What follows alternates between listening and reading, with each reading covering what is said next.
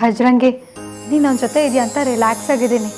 ಆದರೆ ಅವನು ಆದಷ್ಟು ಬೇಗ ವಾಪಸ್ ಬರೋ ಹಾಗೆ ಮಾಡಪ್ಪ.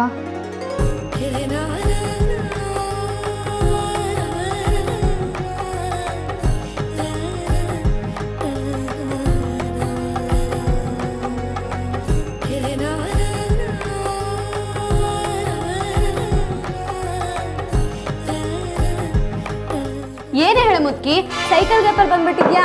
ನೀನ್ ಬಂದಿದ್ಯಾ ಅಂತ ಅಮ್ಮ ಹೇಳಾದ್ಮೇಲೆ ನಂಗೆ ಗೊತ್ತಾಗಿದ್ದು. ಎಲ್ಲ ಇವಳ ಇಷ್ಟು ಜೋರಾಗಿ ಮಾತಾಡಿದ್ರು ಕೇಳಿಸ್ತಿಲ್ವಾ?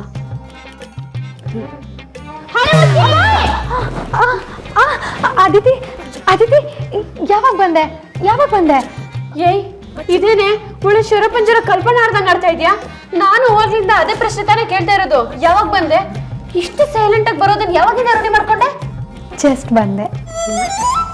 ಬೆಕ್ಕು ಹುಲಿ ತರ ಪೋಸ್ ಕೊಟ್ರೆ ಏನು ಅನ್ಸಲ್ಲ, ಆದ್ರೆ ಹುಲಿ ಬೆಕ್ಕಿನ ತರ ಸೈಲೆಂಟ್ ಆಗ್ಬಿಟ್ರೆ ಟೆನ್ಷನ್ ಆಗುತ್ತೆ ಕಣೆ. ಆಯು ಓಕೆ?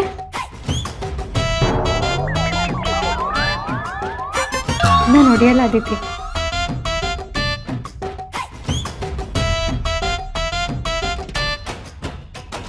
ಹಾ, ನಾನು ನೋಡ್ತಿರೋದು ನಿಜನಾ? ಯಾಕೆ, ಏನಾಯ್ತೆ ಹಳೆ ಮುಟ್ಕಿ?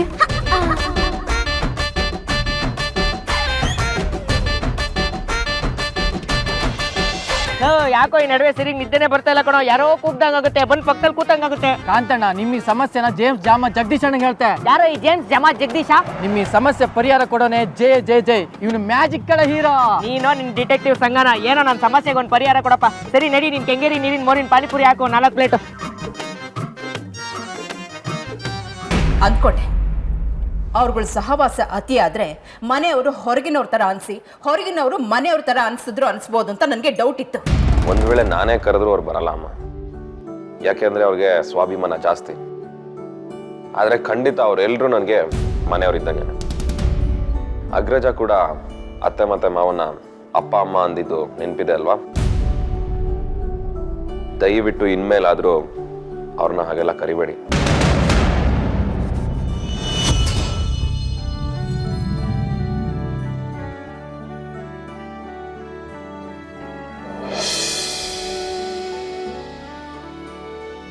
Are you okay, Anna?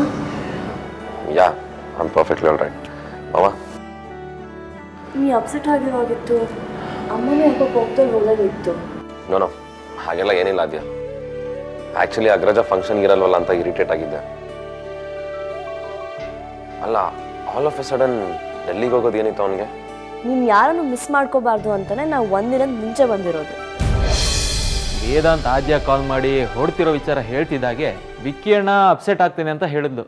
ಹಾಗಾಗಬಾರ್ದು ಅಂತಲೇ ಬಂದ್ವಿ ನೋಡು. ಥ್ಯಾಂಕ್ ಯು ಬಾವ, ಥ್ಯಾಂಕ್ ಯು ಆದ್ಯ. ಈಗ ನೀನು ನನಗೆ ಡಬಲ್ ಬಾಮ ಇದೆ ಕಣಪ್ಪ. ಹೆಂಗೆ ಅಂದರೆ ನನ್ನ ಹೆಂಡತಿ ಗಂಡ, ನನ್ನ ತಂಗಿ ಗಂಡ. ಹೌದಲ್ವಾ? ಸೂಪರ್. ಇರಪ್ಪ, ಫಸ್ಟು ಅಮ್ಮಗೆ ಕಾಲ್ ಮಾಡೋಣ. ವೇದಾಂತ್ ಔಟ್ ಆಫ್ ಸ್ಟೇಷನ್ ಹೋಗ್ತಾರೆ ಅನ್ನೋ ವಿಚಾರ ಕೇಳಿದಾಗಿಂದ ಅವಳು ಯಾಕೋ ಅಪ್ಸೆಟ್ ಆಗಿರೋ ಥರ ಇತ್ತು. ಇರು ಬಂದೆ.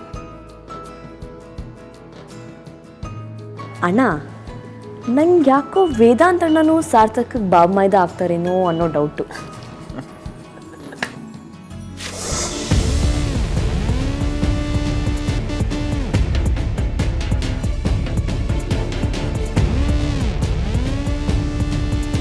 ನಾನು ನನ್ನ ತಾಯಿ ಮೇಲೆ ಬೇಕಾದರೂ ಆಣೆ ಮಾಡಿ ಹೇಳ್ತೀನಿ, ಅಮೂಲ್ಯ ಯಾವ ತಪ್ಪು ಮಾಡಿರೋದಕ್ಕೆ ಸಾಧ್ಯನೇ ಇಲ್ಲ.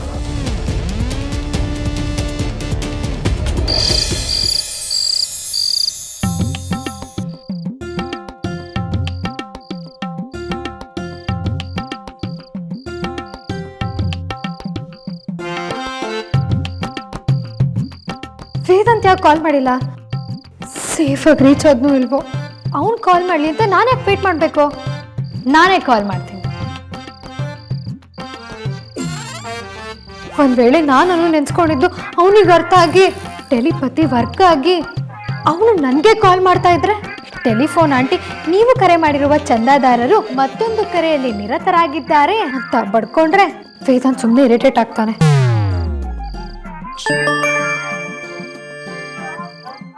ಅರೆ, ಅದಕ್ಕೆ ಪಾರ್ಟಿ ಫೋಟೋಸ್ ಕಳ್ಸಿದ್ದಾರೆ.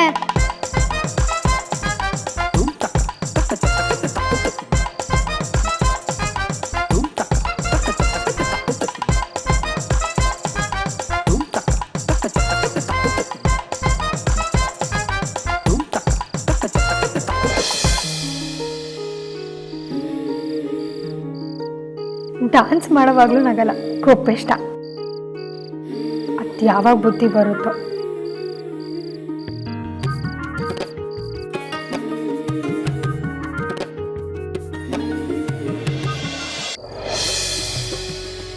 ಅಮ್ಮು ಅಮ್ಮು ಇಲ್ಲೇನೆ ಮಾಡ್ತಿದ್ಯಾ? ಯಾಕಿನ್ನು ಊಟಕ್ಕೆ ಬಂದಿಲ್ಲ? ಅದು ಅಕ್ಕ ಹಸಿವಿರ್ಲಿಲ್ಲ, ಅದಕ್ಕೆ. ನಿಂದು ಯಾವಾಗಲೂ ಇದೊಂದು ಇದ್ದಿದ್ದೆ ಗೋಳಲ್ವಾ? ನಿನ್ನನ್ನು ನೋಡ್ಕೊಂಡಿದ್ಯಾ ಹೇಗೆ ಪೊರಕೆ ಕಡಿತಾರ ಆಗಿದ್ಯಾ ಅಂತ? ಕುತ್ಕೋ, ನಾನೀಗ ಊಟ ಮಾಡಿಸ್ತೀನಿ, ಸುಮ್ಮನೆ ತಿನ್ಬೇಕಷ್ಟೆ. ಸುಮ್ಮನೆ ಇರು ನೀನು.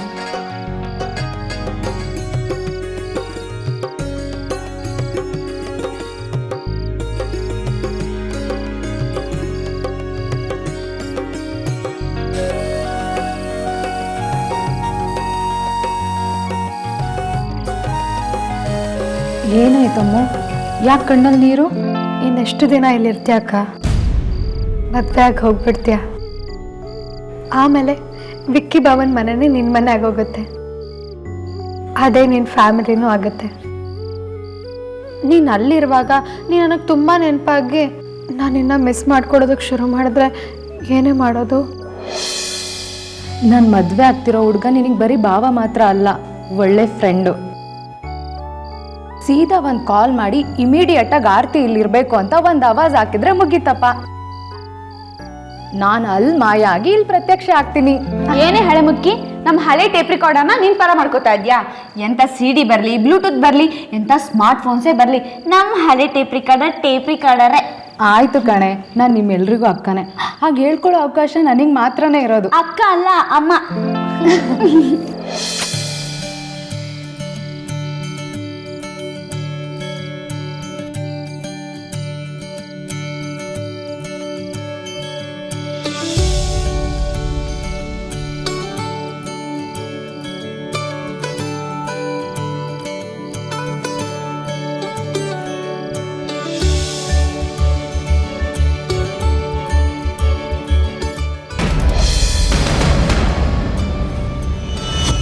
ಅಮ್ಮು ಅಕ್ಕನ ಕಣ್ಣೀರಿಗೆ ಬೇರೆನೇ ಕಾರಣ ಇರ್ಬೋದಾ?